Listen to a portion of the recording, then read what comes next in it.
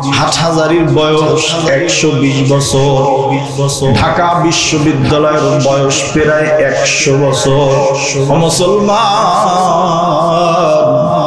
আমার হাটহাজারী মাদ্রাসায় 6-7 হাজার শিক্ষার্থী লেখাপড়া করে এই 120 বছরে রাজনীতির নামে, সন্ত্রাসের নামে কোন দল উপদলের হাতে একজন ছাত্র নিহত হয় নাই।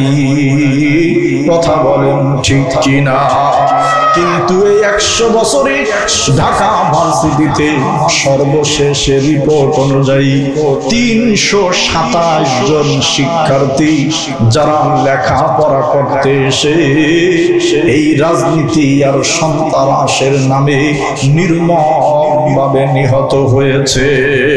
সুতরাং কথা স্পষ্ট, যদি সন্ত্রাস খুনিদের প্রতিষ্ঠান হয়ে থাকে তাহলে হাটহাজারী আর কওমি মাদ্রাসা কোনো সন্ত্রাসের জায়গা না। তোমাদের ভার্সিটি গুলো 1 নম্বর সন্ত্রাসীদের ক্যান্টনমেন্ট। কথা বলেন ঠিক কিনা? ও বন্ধু, আল্লাহ 1450 বছর আগে ডাক দিয়া কই বেঈমান গুলো ওই সময় ছিল, এখনো আছে। ওরা মানুষকে কোরআন শুনতে বাধা দেয়, কারণ কোরআনের কাছে আসলে মানুষগুলো ভালো হয়ে যাবে। কোরআনের একটা পাওয়ার আছে, এই পাওয়ার যখন মানুষের মধ্যে ঢুকে যাবে তখন মানুষগুলো আর সাধারণ মানুষ থাকবে না। কোরআনের পাওয়ারে এই মানুষগুলো অস্বাভাবিক মানুষ হয়ে যাবে। আলহামদুলিল্লাহ হামদাশ শাকিরিন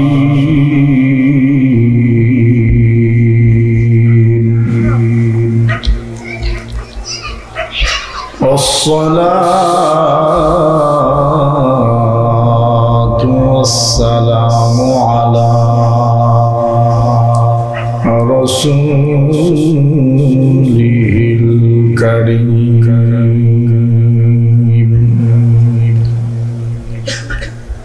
أما بعد فأعوذ بالله من الشيطان الرجيم.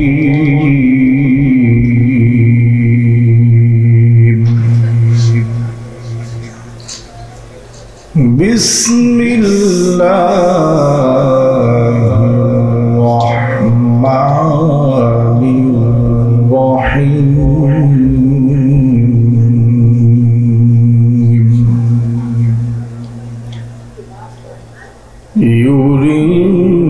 يريدون ليطفئوا نور الله بأفواههم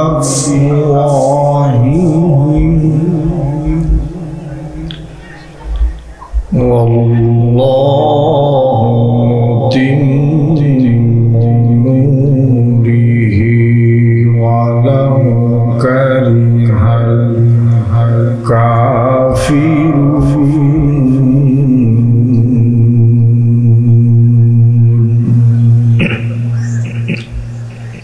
وقال النبي صلى الله عليه وسلم إن هذا القرآن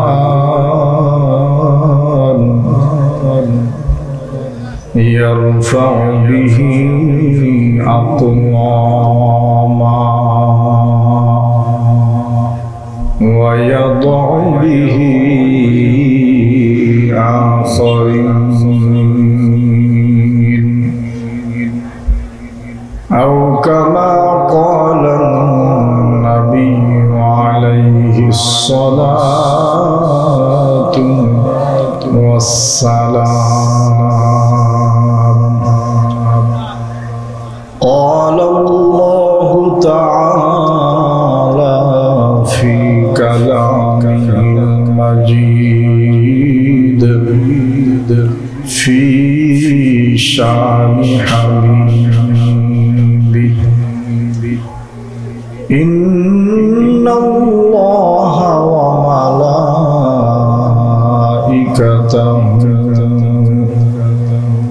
يصلون على النبي يا أيها الذين آمنوا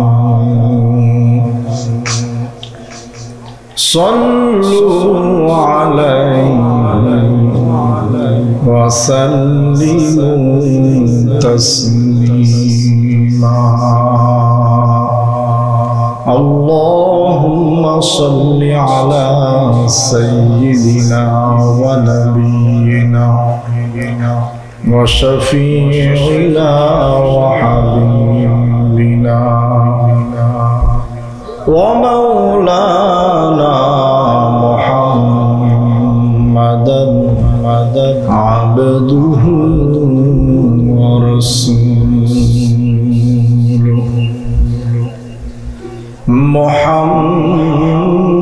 محمد نے آکر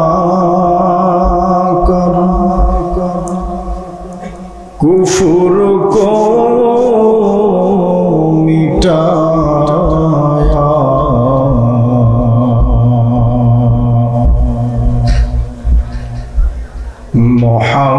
محمد نے آکر कुफुर को मिटाया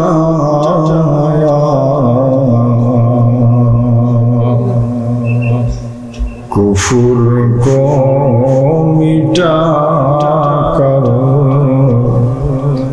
सदाकत बताया ला इलाहा इल्लल्लाह ला इलाहा इल्लल्लाह ला इलाहा इल्लल्लाह मुहम्मदुर रसूलुल्लाह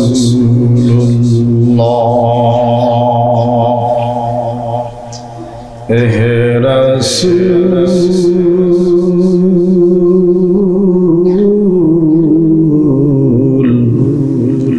तुम्हारी आशिकान बारे बारे जाए मदीना एहे रसूल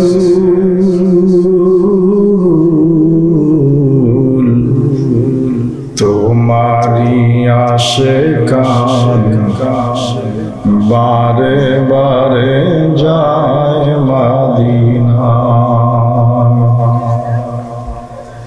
रोजा पाकेर पाशे दाঁড়িয়ে প্রাণ ভরে সালাম জানাই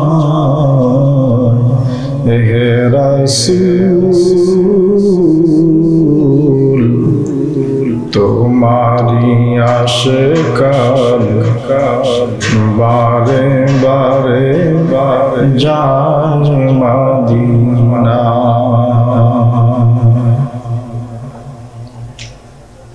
জামিয়াত ইব্রাহিম আলাইহিসসালাতু ওয়াসসালাম কর্তৃক বার্ষিক ওয়াজ ও দোয়ার মাহফিলের মান্যবর সম্মানিত সভাপতি প্রধান অতিথি বিশেষ অতিথিবৃন্দ মঞ্চে উপবিষ্ট হযরত ওলামায়ে কেরাম দূর দূরান্ত থেকে আগত দিন প্রিয় ইসলাম প্রিয় আল্লাহর আশিকিন যাকিরিন শাকিরিন মুহিব্বিন মুতাআল্লিকিন বান্দা সর্বপ্রথম লাখ কোটি শুকর ও সুজুদ সেই মহান রব্বুল আলামিনের দরবারে যিনি আমাদেরকে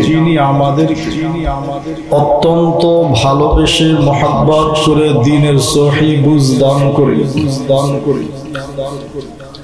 রাসূলের সাজানো এই সুন্দর বাগানে কোরআন ও হাদিসের আলোকে সহি তরিকায় দ্বীন ও ইসলামের কিছু কথা বলার এবং শোনার তৌফিক দিয়েছেন। সেজন্য সকলেই হৃদয়ের গভীর থেকে, অন্তরের অন্তঃস্থল থেকে ঈমানের আওয়াজ তুলে সুউচ্চ কণ্ঠে কালিমাত শুকর আদায় করি, আলহামদুলিল্লাহ। লক্ষ কোটি দুরুদ সালাম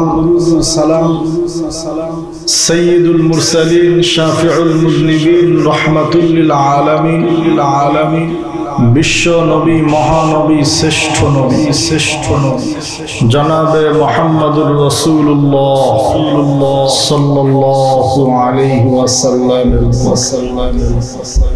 ভাইরা আমার, আমরা আজ যেই সুন্দর মজলিসে, যেই সুন্দর পরিবেশে কোরআন এবং হাদিস ইসলামের বিভিন্ন ধরনের কথাগুলো শোনার জন্য আসছি। এই পরিবেশ কি বিগত দিনগুলোতে আমাদের দেশে ছিল? হ্যাঁ, আরো একটু সামনের দিকে যাই। আমরা আজকে নিশ্চিন্ত মনে কোনো ধরনের পেরেশানি ছাড়া এত সুন্দর ময়দানে এসে বক্তা এবং শ্রোতা দ্বীন ও ইসলামের আলোচনা করছি। এটা কি পৃথিবীর বিভিন্ন দেশে বা সব দেশে এরকম নিরাপদে নিশ্চিন্তে কোরআনের মজলিস চলছে? হ্যাঁ, উত্তর হলো তো আল্লাহর একটা বড় নেয়ামত হলো যে আমি তোমাদেরকে যেই নিয়ামত, যেই সুযোগ সুবিধাগুলো দেই, বান্দার উচিত ওই নিয়ামতগুলো, ওই সুযোগ সুবিধাগুলো গ্রহণ করা। সুবহানাল্লাহ বলে। কেন প্রত্যেক মানুষের জীবনীতেই সমস্ত নেয়ামত, সমস্ত পুরস্কার, সমস্ত সুযোগ সুবিধাগুলো সবসময় আসে না। আল্লামা তকি উসমানী দামাত বারাকাতুহুম ওনার দুইটা সফরনামা আছে। একটা হচ্ছে জাহানে দিদা, আর একটা হচ্ছে সফরদার সফর। ওখান থেকে বাংলায় কিছু অনুবাদ হয়েছে। ওই অনুবাদের একটা বাংলা বইয়ের নাম হচ্ছে অমুসলিম দেশে মুসলিম পর্যটক। বলেন বইয়ের নাম কি? মানি অমুসলিম দেশে, যেই দেশের সংখ্যাগরিষ্ঠ মানুষ অমুসলিম, যে দেশের সংখ্যাগরিষ্ঠ মানুষ আল্লাহকে বিশ্বাস করে না, ওই দেশে একজন পাক্কা মুসলমানের সফর ঘুরতে যাওয়ার কাহিনী খুব খেয়াল করুন। তো ওই বইয়ের ভিতরে উনি লিখেছেন যে আমি এরকম অনেক অমুসলিম দেশে গিয়েছি যেখানে সংখ্যাগরিষ্ঠ মানুষ খ্রিস্টান, যেখানে সংখ্যাগরিষ্ঠ মানুষ ইহুদি, যেখানে সংখ্যাগরিষ্ঠ মানুষ নাস্তিক, যেখানে সংখ্যাগরিষ্ঠ মানুষ বৌদ্ধ কিংবা তারা সমাজতান্ত্রিক মতবাদে কার্ল মার্কস এবং মাও সেতুনের চিন্তা চেতনায় বিশ্বাসী। তো ওই সফরে উনি বলছেন আমার সাথে বহন করার জন্য ছোট্ট একটা কোরআন শরীফ ছিল। হেফজখানার বাচ্চারা এগুলোর পকেট কোরআন শরীফ বলে। আমরা যখন ছোট ছিলাম, 2006, 7, 8 বা 1 থেকে 7 পর্যন্ত ওই সময়ও তলেবুল ইলমরা ব্যবহার করতো। এখন সবাই মোবাইলের ভিতরে কোরআন শরীফ পড়ে। কথা বলেন না কেন? তো উনি ওখানে লিখেছে যে আমি এই হাতে বহন করা কোরআন শরীফ নিয়ে যখন ওই অমুসলিম রাষ্ট্রে গেলাম রাশিয়ার একটা অঙ্গরাজ্যে তা আমি যখন সেখানে গিয়েছি কিছু মুসলমানকে একত্র করা হয়েছে এই জন্য যে পাকিস্তানের একজন বড় আলেম আসবে শাইখুল হাদিস আসবে উনি আপনাদের সামনে দ্বীনি কিছু কথা বলবে খেয়াল করেন তো তৌকীর ওসমানী বলে যথাসময় কনফারেন্স হল তৈরি হলো আমাকে সেখানে নিয়ে যাওয়া হলো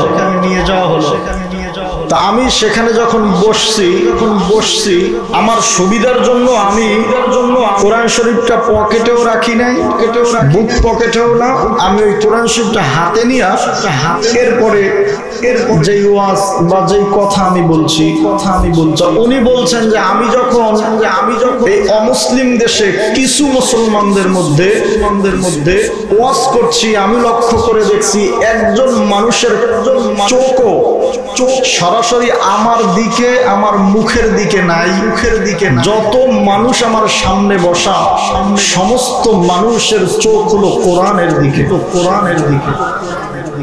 আল্লাহু আকবার। আল্লামা তকি উসমানী এখনো মারা যায় নাই, এখনো পর্যন্ত আল্লাহ বাঁচিয়ে রেখেছেন। আমি কোন প্রাগৈতিহাসিকের গল্প শুনাই নাই, আমি আপনাকে কোন 200 বছর আগের কাহিনী বলি নাই, নিকটতি হয়তো 20 বছর আগে ওলামায়ে কেরাম এখানে অনেক আছে, অনেক মুফতি মুহাদ্দিস এই মজলিসে উপস্থিত। আল্লামা তকি উসমানী এই বইয়ের ভিতরে লেখে আমি ওয়াজ করব কি একজন মানুষ আমার চেহারা দিয়ে তাকায় নাই, সমস্ত মানুষগুলো আমার কোরআন শরীফের দিকে তাকায় আছে। আমি হঠাৎ ওয়াজ একটু বন্ধ রেখে স্টেজে থাকা একজনকে বললাম ব্যাপার কি? সভ্য দেশের মানুষের সিস্টেম হলো যদি বক্তা কথা বলে শ্রোতারা বক্তার দিকে তাকায় থাকে, ভালো লাগে। ওস্তাদ যখন কথা বলে ছাত্র ওস্তাদের দিকে তাকায় থাকলে মনে হয় কথাগুলো অন্তরের মধ্যে ঢুকতেছে, কিন্তু একজন শ্রোতাও আমার দিকে না তাকাইয়া কোরআনের দিকে তাকায় আছে। কারণ কি ও মুসলমান, অন্তরের কানটা একটু লাগাইয়েন। তকি উসমানী বলে এমন জবাব পাবো কল্পনাও করি নাই। যার কাছে বিচার দিলাম চোখের পানি ছেড়ে কয় হুজুর আমাদের এই রাজ্যের মধ্যে কোরআন সম্পূর্ণ নিষিদ্ধ, কারো বাড়িতে একজেল কোরআন শরীফ নাই। হুজুর এখানে যত মানুষগুলো আসছে আপনার হাতে কোরআন শরীফটা দেখে সমস্ত মানুষগুলো আবেগ আপ্লুত হয়ে গেছে। তকি উসমানী বলে জীবনে কত রাষ্ট্রে গিয়েছি, কত গল্প শুনেছি, এই গল্পের সম্মুখীন হব বুঝি নাই। আমি এই কথা বলতে দেরি ইংলিশে কথা হচ্ছে দেখি সমস্ত মানুষগুলোর চোখে পানি। আমার হাত থেকে কোরআন শরীফটা নিয়ে একবার বুকে লাগায়, একবার চোখে লাগায়, আর একবার চুমা দেয়। আমি পাকিস্তানের প্রধান বিচারপতি, চিফ জাস্টিস, এই জন্য আমারে কিছু বলে নাই। হুজুর এই রাজ্যে আপনার সামনে যতগুলো মুসলমান বসা কারো ঘরে একজেল কোরআন শরীফ নাই, এই রাজ্যে এটা রাখা নিষিদ্ধ। আপনার হাতে কোরআন শরীফ দেখে এই মানুষগুলো আপনার দিকে না তাকাইয়া আল্লাহর কোরআনের দিকে তাকায় কাঁদতেছে। وقال الذين كفروا لا تسمعوا لهذا القرآن والغوا فيه লাআল্লাকুম তাগলিবুন। 1450 বছর আগে আমার আল্লাহ কোরআনের মধ্যে জানায় দেয়, কয় শোন, এই পৃথিবীতে যারা কাফের মুশরিক, কাফের যারা আল্লাহকে অস্বীকার করে, যারা আখিরাত, জান্নাত এবং জাহান্নামকে অস্বীকার করে, ওয়াকালাল্লাযীনা কাফারু, নিশ্চয়ই যারা কাফের তারা বলে, লা তাসমাউ লিহাযাল কুরআন, তোমরা এই কোরআন শুনো না, তোমরা এই কোরআন শোনো না, বরং অলগাউ ফিহি, যদি পারো এই কোরআনের মজলিসের মধ্যে বিশৃঙ্খলা সৃষ্টি করে দাও। ও মুসলমান, ও সাভারের যুবক, 1450 বছর আগের আয়াত আমি আপনাকে শুনাইলাম। ও যুবক, 1450 বছর আগের কোরআন আমি তোমারে শুনাইলাম। 1450 বছর আগে আল্লাহ কোরআনে বলে যে কাফেররা রাস্তার মোড়ে মোড়ে দাঁড়ায়, কয় লা তাসমাউ লিহাযাল কুরআন, এই কোরআন কেউ শুনো না, ওয়ালগাউ ফিহি, কোরআনের মধ্যে বিশৃঙ্খলা সৃষ্টি করে দাও, মানুষ যাতে কোরআন শুনতে না পারে। আজকে 1450 বছর পরে পৃথিবীর বিভিন্ন দেশে ওই কাফেরদের প্রেতাত্মারা এখনো আছে না নাই? ওরে বন্ধু, বলতে বড় কষ্ট হয়। ওই কাফের এবং মুশরিক যাদের কথা আল্লাহ 1450 বছর আগে কোরআনে বলেছে, ওই বেঈমানদের প্রেতাত্মারা বিভিন্ন ইহুদি খ্রিস্টান রাষ্ট্রে আছে, একটা প্রমাণ আমি দিয়ে দিলাম। এখন আমি গবেষণা করে দেখলাম কথা তো ঠিক। 1450 বছর আগে যেই বেঈমান গুলো বাধা দিত, ওদের কিছু প্রেতাত্মা, ওদের কিছু বীজ এই ইংরেজরা ভারতবর্ষেও মনে হয় রেখে গেছে। এই জন্য আজকে এসে এই 1450 বছর পরে এসেও আমার মাতৃভূমি সোনার বাংলাদেশে 90% মুসলমানের দেশে কিছু বেঈমান কোরআনের মজলিসে বাধা দিতে চায়। কথা বলেন ঠিক কিনা? ও বন্ধু, অন্তরের কান লাগাইতে হবে, কথা পরিষ্কার। বিগত 15 বছর, 20 বছর, 50 বছর এ দেশে ওলামায়ে কেরামকে রাজাকারের অপবাদ দিয়ে, কথা বলেন না কেন? যেই রাম বামপন্থীরা ক্ষমতায় এসেছে, ওরা এসে ওলামায়ে কেরামকে নির্বিচারে, এমনকি মুহাম্মাদুল্লাহ হাফিজ জি হুজুর রাহমাতুল্লাহ আলাইহি পর্যন্ত এই বেঈমানরা রাজাকার বলেছে। কথা বলেন না কেন?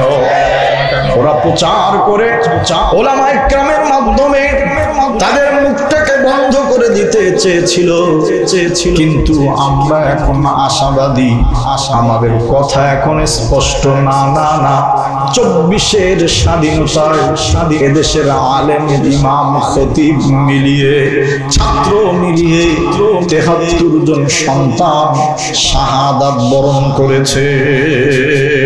সুতরাং এই মাদ্রাসা পড়ুয়া হাফেজ আলিম 73 জন মাদ্রাসার ছাত্র যেই সোনার বাংলাদেশ নতুন করে বিনির্মাণ করেছে, আল্লাহর কসম করে বলছি, যদি এই দেশের সামনে থেকে কোনো কাফেরদের দোসররা কোরআনের মজলিস বন্ধ করে দিতে চায়, ওদের সব কিছু বন্ধ করে দেওয়া হবে। কথা বলেন ঠিক কিনা?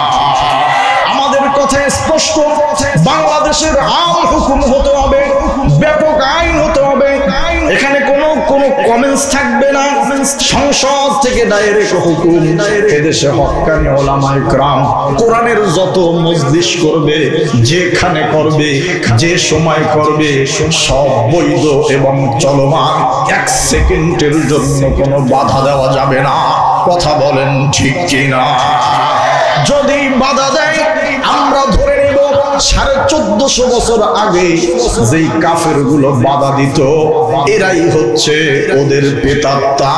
দুই হাত তুলে বলুন ঠিক কিনা।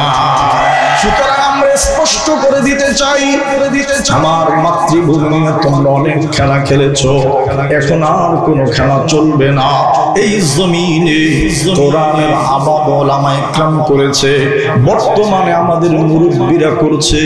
ইনশাআল্লাহুল আজিজ এই জামিয়াত ইব্রাহিমের মতো গোটা বাংলাদেশের আনাচে কানাচে পাড়া মহল্লায় যত মাদ্রাসাগুলো আছে, সেখানে যত আলিম হাফেজ তৈরি হবে, তারাও কোরআন নিয়ে মাঠে ময়দানে যাবে, কোনো ধরনের বাধা আসবে না। কথা বলেন ঠিক কিনা? সুতরাং আমাদের কথা স্পষ্ট, এই মাতৃভূমি আমার বাংলাদেশ, ইনশাআল্লাহ কোরআনের বাংলাদেশ। এরপরেও ইদানিং দেখবেন কিছু মানুষ ওলামায়ে কেরামকে নিয়ে এখনো তাদের চুলকানি যায় না। কথা বলেন না কেন? ভুল বলছি? হ্যাঁ, এখন আর আমাদেরকে এই কথা তোমরা বলতে পারবা না যে দেশে ওলামায়ে কেরামের কোনো অবদান নাই। কথা বলেন না কেন? যদি ওলামায়ে কেরামের অবদান না থাকতো, এই ঢাকা অচল হইতো না। কথা বলেন না কেন আপনারা? আলহামদুলিল্লাহ ওলামায়ে কেরাম বলছে যে সব ওদের হাতে ছেড়ে দেওয়া যাবে না। কি এক বুদ্ধি আসছে, লেখা ছিল জাতির পিতা, আমরাও লিখে দিছি পদ্মা সেতুর ওখানে জাতির পিতা, শুধু নামটা চেঞ্জ। কথা বলেন না কেন? ওই রোডে গেছেন নি একজন, হ্যাঁ, জাতির পিতা ঠিকই আছে, আল্লাহু আকবার। আগে জাতির পিতা জোর করে চাপিয়ে দেওয়া হয়েছে, আমরা বলছি না আমাদের জাতীয় পিতা আছে কোরআনের বক্তব্য অনুযায়ী। কথা বলেন ঠিক কিনা? আমরা নামটা পাল্টে দিছি, জাতির পিতা ঠিকই আছে। ওই ইব্রাহিম আলাইহিস সালাতু ওয়াস সালামের নামের এই মাদ্রাসা, কি সুন্দর মিল। আল্লাহু আকবার। ওরে বন্ধু, আমরা সামনের দিকে অগ্রসর হই। আমি যা আপনাকে বুঝাইতে চাই, একজন মানুষ কোরআনটা হাতে নিয়ে কিছু মানুষের সামনে গিয়ে যখন দাঁড়িয়েছে, সমস্ত মানুষগুলো কোরআনের দিকে তাকিয়ে আছে, বক্তার দিকে কারো নজর নাই। ওই বেঈমানগুলো তাম পৃথিবীর মানুষদেরকে সবক দেয়, আমার রাষ্ট্র ধর্ম নিরপেক্ষ। কথা বলেন না কেন? কিন্তু সমস্ত ধর্মকে ওরা বৈধতা দেয়, আর ইসলাম দেখলি ওদের মাথা ব্যথা। কথা বলেন ঠিক কিনা? ওরা ঢাকা ভার্সিটিতে বলতে শিক্ষা দেয় যে পোশাক যার যার স্বাধীনতা, পোশাক যার যা মন চায় সে অনুযায়ী চলবে, এটা আমার স্বাধীনতা। আমরা বললাম ঠিক আছে, তোর স্বাধীনতা, তুই যা মন চায় পোশাক পর। কিন্তু বেঈমান, তুই স্টেজে বসে বললি পোশাক পরা যার যার স্বাধীনতা, এই জন্য তুই অল্প খাটো পোশাক পরলি, তাই এটা একটু বলা যাবে না। তাহলে যেই ছেলেটা টুপি আর পাঞ্জাবি বলে কলেজে গেল, কেন ওর বিরুদ্ধে তুই কমেন্টস করো? কথা বলেন ঠিক কিনা? তাহলে বোঝা গেছে স্বাধীনতা ওরা যদি বলেও, কিন্তু ইসলামকে স্বাধীনতা দিতে চায় না। কথা বলেন ঠিক কিনা? আজীব অবস্থা। গতকালকে আপনারা দেখেছেন আল্লামা মামুনুল হক সাহেবের সাথে একটু নাস্তিক টাইপের ঢাকা ভার্সিটির একজন শিক্ষিকা অনলাইনে ডিবেটে বসছে। সাংবাদিক জিজ্ঞাসা করেছে, আপনারা তো পোশাকের স্বাধীনতার কথা বলেন,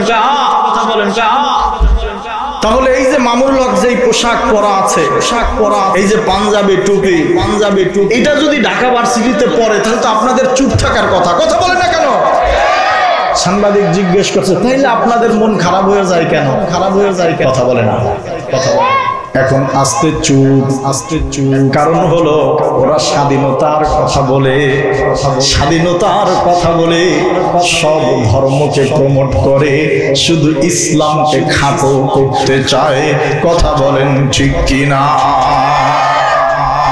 দেখেন মিশনটা কি তাদের, মিশনটা কি তাদের। আমি বলছি যদি স্বাধীনতা হয় তো স্বাধীন, যার মনে চায় ঢাকা ভার্সিটি ছেলে পাগড়ি পরে যাবে, তোর এত সমস্যা কোথায়, সমস্যা কোথায়? কিন্তু না, সে পোশাকের স্বাধীনতা কথা বলে উলঙ্গ হয়, বেহায়াপনা অশ্লীলতার সাথে চলে, এতে সমস্যা নাই। কিন্তু একটা ছেলে পোশাকের স্বাধীনতা পেয়ে ও যখন পাঞ্জাবি টুপি পাগড়ি করে কলেজে যায়, ওরে তখন জঙ্গিবাদের তকমা দেয়। কথা বলেন ঠিক কিনা? আমরা লক্ষ্য করে দেখলাম না, এই যতদিন যা কিছু ওরা বলছে সব মিথ্যা কথা। এ দেশের কোন মাদ্রাসায় কোন আলেম কোন পাগড়িওয়ালা জঙ্গিবাদ আর সন্ত্রাসের সাথে জড়িত না। ওরাই হচ্ছে এক নম্বরে জঙ্গিবাদ আর সন্ত্রাস। কথা বলেন ঠিক কিনা? এর এক নম্বরে প্রমাণ, মাদ্রাসাগুলো মাহফিল হলে আগে কিছু গুপ্তচর রয়্যাল এজেন্টদেরকে সেট করা থাকতো, ওরা শুধু মাদ্রাসায় জঙ্গি খুঁজতো। আমরা বক্তব্য দিয়েছি না, হাটহাজারীর বয়স 120 বছর, ঢাকা বিশ্ববিদ্যালয়ের বয়স প্রায় 100 বছর। মুসলমান, আমার হাটহাজারী মাদ্রাসায় 6-7 হাজার শিক্ষার্থী লেখাপড়া করে। এই 120 বছরে রাজনীতির নামে, সন্ত্রাসের নামে কোন দল উপদলের হাতে একজন ছাত্র নিহত হয় নাই। কথা বলেন ঠিক কিনা? কিন্তু এই 100 বছরে ঢাকা ভার্সিটিতে সর্বশেষ রিপোর্ট অনুযায়ী 327 জন শিক্ষার্থী যারা লেখাপড়া করতে এসে এই রাজনীতি আর সন্ত্রাসের নামে নির্মমভাবে নিহত হয়েছে। সুতরাং কথা স্পষ্ট, যদি সন্ত্রাস খুনিদের প্রতিষ্ঠান হয়ে থাকে তাহলে হাটহাজারী আর কওমি মাদ্রাসা কোনো সন্ত্রাসের জায়গা না। তোমাদের ভার্সিটি গুলো 1 নম্বর সন্ত্রাসীদের ক্যান্টনমেন্ট। কথা বলেন ঠিক কিনা? ও বন্ধু, আল্লাহ 1450 বছর আগে ডাক দিয়া কই বেঈমান গুলো ওই সময় ছিল, এখনো আছে। ওরা মানুষকে কোরআন শুনতে বাধা দেয়, কারণ কোরআনের কাছে আসলে মানুষগুলো ভালো হয়ে যাবে। কোরআনের একটা পাওয়ার আছে, এই পাওয়ার যখন মানুষের মধ্যে ঢুকে যাবে তখন মানুষগুলো আর সাধারণ মানুষ থাকবে না। কোরআনের পাওয়ারে এই মানুষগুলো অস্বাভাবিক মানুষ হয়ে যাবে।